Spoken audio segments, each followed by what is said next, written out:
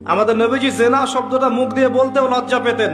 একজন সাহাবী এসেছেন, এসে বলেছেন যে আমি অন্যায় করেছি ইয়া রাসূলুল্লাহ, আমি অন্যায় করেছি ইয়া রাসূলুল্লাহ, আমাকে পবিত্র করুন, দুনিয়াতে আমাকে শাস্তি দিয়ে দিন, পরকালে আমাকে কোনো শাস্তি দিয়েন না। নবীজি মুখ ফিরিয়ে নেন, একবার ডানে একবার বামে মুখ ফিরিয়ে নেন, তার কথা যেন তিনি শুনছেন না। বলছেন বাসায় যাও, বাসায় গিয়ে ক্ষমা চাও, আল্লাহ মাফ করে দিবেন। কিন্তু সেই ব্যক্তি নাছরবান্দা, না আমাকে পবিত্র করেন, আমি অন্যায় করেছি, হুদুদ কায়েম করেন। কি তাড়না, যাতে আল্লাহর কাছে তাকে পরকালে শাস্তি পেতে না হয়, দুনিয়াতে শাস্তি দিয়ে দেন। কি তাড়না! এরকম মানুষ আছে এখন? তখন নবীজি বলছেন, এই কথাটা শোনেন, নবী সাল্লাল্লাহু আলাইহি ওয়াসাল্লাম বলছেন, তুমি কি করেছো? তুমি কি এমন কাজ করেছো? লিসেন, তুমি কি এমন কাজ করেছো? সুরমা দানি থেকে সুরমা বের করার সময় আমরা যেভাবে বের করি, তুমি কি এমন কিছু করেছো? খেয়াল করে দেখেন, প্রিয় নবী সাল্লাল্লাহু আলাইহি ওয়াসাল্লাম মুখে জেনা শব্দটা বলছেনও না, বলতেও চাচ্ছেন না। তিনি এত উচ্চ মানের ভদ্র মানুষ, সুবহানাল্লাহ।